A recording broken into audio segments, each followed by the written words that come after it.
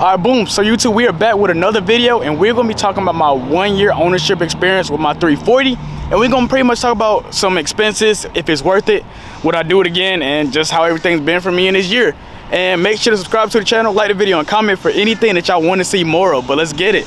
All right, guys. So first off, we're gonna start talking about my expenses, and I'm gonna be honest, bro. The only thing I've had to pay for with this car is gonna be 2 oil changes, and I'm not gonna lie, I've been taking it to BMW, so I have been getting waxed when it comes to the price of that. I think in my area, BMW charges like $180 for the oil change, so that's 2 of those, 180 times 2. I don't even want to think about it, but I'm telling you guys, and don't pick on me in the comments, but I just prefer to do it like that just because this is my first time having a car like this, and if anything goes wrong, I just want to hold them accountable. You get what I'm saying? I can go somewhere else. I know other places that'll do it for cheaper, but I just want to hold them accountable. I ain't gonna lie, if anything goes wrong, and I just don't want to get myself in one of them situations.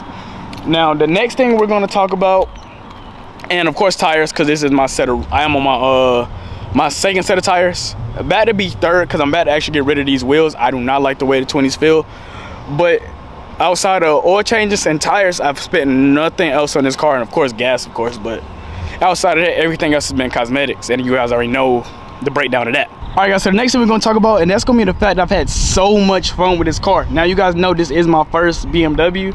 I've had a Red Sport prior to this, I had a Scat Pack, and I've had a few other cars, but those are the main two that really matter in case of this video.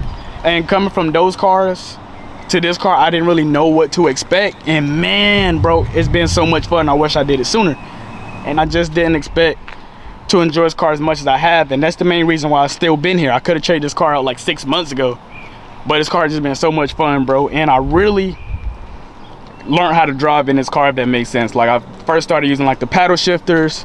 I've been to the drag strip for the first time. I've had so much fun with this car, and I just learned more about cars, becoming a better driver, and just a lot of my growth when it comes to like being in the cars and in the car community in general happened with this car. So this car is gonna always have a special place in my heart because of that. Y'all get what I'm saying? And with that being said, we're gonna go ahead and talk about the issues. Now, like I said, we're gonna knock on wood, but as of right now, everything has been fine with this car. I've had no issues with it outside of like stuff that I've caused. Like, it might be like little scratches or maybe like something that I broke when trying to work on the car myself. But outside of that, the car has done nothing wrong. You get what I'm saying? And when I say like broke stuff, that's kind of like me adding an aftermarket grill that may not be the best quality, and then it kind of pop it out of place and having to get it you get what I'm saying? Like self-inflicted stuff. The car itself has been fine mechanically, powertrain wise, everything has been good. I've had no issues as of right now. I'm hoping it stays that way. And the warranty is getting ready to end. Well, my new car warranty ends in August, and then my CPO warranty ends around August of next year, so I still have a whole lot of time. And I may be getting a cartoon before I decide I'm gonna get rid of it, just to have that experience and I can report back to you guys. But as of right now, everything has been good. No issues with the car, no unnecessary expenses. Now, with this being an M Sport and not a true M car, and then foreign cars in general, the depreciation is a whole lot higher. I want to say from the time of me getting this car, these cars, I'll say they probably lost anywhere between 5 to 10 grand in value. At least that's what I was quoted from what I paid to what they're trying to tell me that the car is worth. So that is one concern to have, but that is something you should know before you even get the M Sport, that they don't hold their value that well. But outside of that, everything's been cool, bro. It's been a great 1-year experience, man. And this is my first car that I've actually had for a year. So for me, that's really saying something. I've had about 10 cars at the age of 22. And I don't mean like bad cars. Like, I've had a lot of, I feel like I've been blessed to have a lot of cool car experiences at my age. I know what I'm saying? So this car being with me this long is a cool thing, bro. So I don't know if I want to keep this car and get another one to the collection, or trade this car in for something I may want more.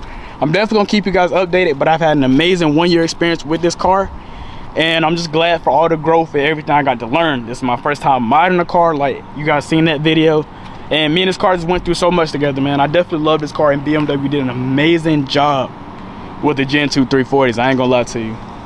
And while we on the topic of that, I didn't really know, with this being my first BMW, I didn't know the M and then like the M Sport thing was like such a big deal. Personally, like I tell people, the car was presented to me as an M340, and so many people were like, it's not a real M, it's not a real M. I personally never really been into the names. I've had fun with the car, and that's all that matters to me. But there's so many people in the world that care about the car not being labeled a true M. Like I say, talk to BMW, not me. I just call the car what it was presented with me. You know what I'm saying?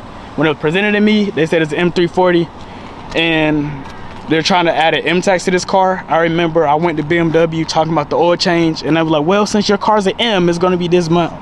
And then I'm like, but everybody on social media is telling me it's not an M. Can I get the non-M price? You get what I'm saying? So I'm not really into the name thing, but that is one thing I say the car kind of gets some unnecessary hate because of how BMW branded the car.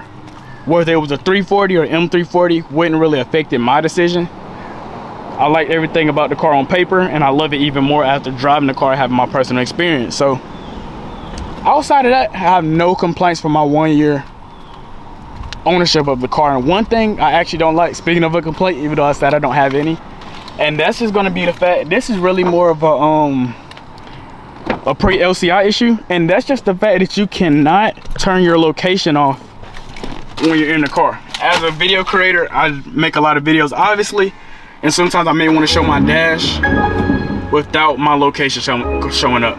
As you guys can see, it shows like everything, my city, where I'm at, the whole nine. But